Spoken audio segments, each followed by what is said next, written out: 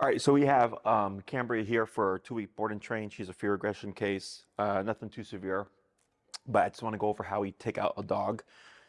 At previous daycares, boarding facilities, they weren't able to provide care for her simply because they couldn't remove her from the kennel. We have protocols, of course, for this kind of stuff. She's only been here for 3 days. Come on through, you're good. She's only been here for about 3 days. She got dropped off on Tuesday. So I'm going to just go ahead and demonstrate how we go about removing a dog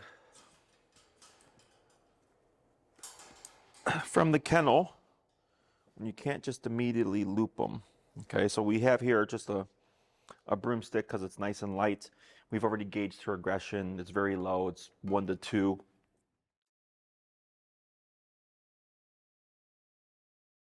This way, if there's anything you're going to see here.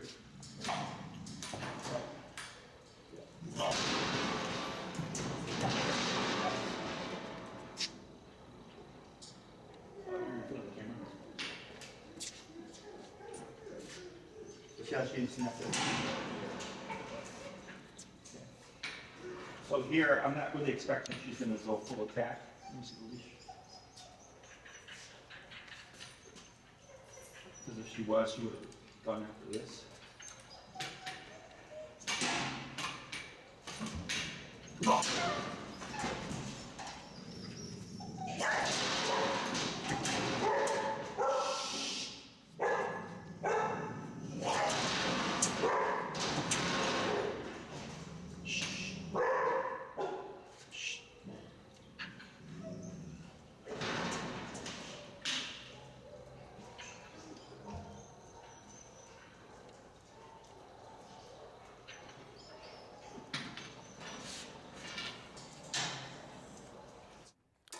So when I go to enter, I don't want to just open completely. And you can already see she's kind of backing away here because she already knows what's going to happen.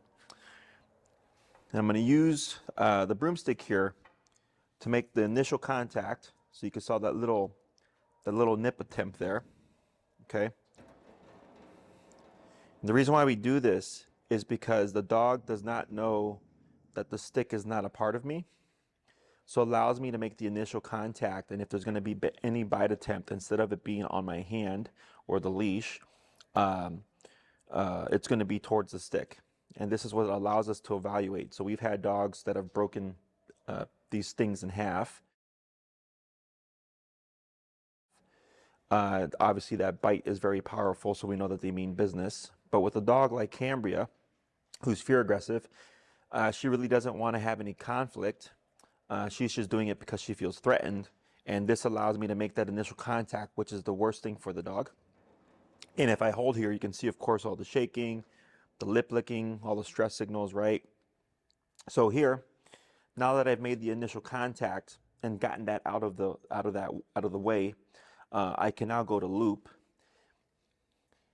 And then same thing, just touch here. The stick also helps act as a as protection to keep the dog back in case the dog would trigger.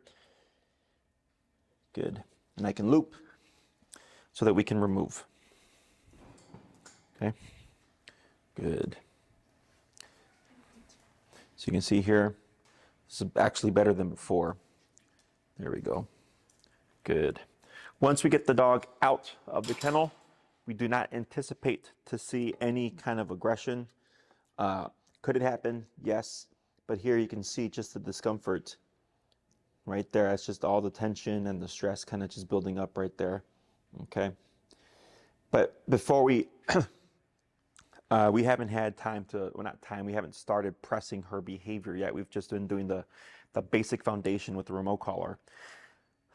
So right now, in the meantime, until we actually start to work on that, the fear itself, we need to have some kind of way of removing the dog, and this is how we go about it. We had another dog in the past whose name was Cheerio, which I did a video on, who was a little bit different because at the time we didn't have these kennels. We had closed wired kennels like that one. And we used a boat hook and stuff, and he was more enclosed, so he was more in an advantage, whereas these kennels are more open. It gives us a little bit more space to move. Okay, so that's how we take out a fear aggressive dog from the kennel.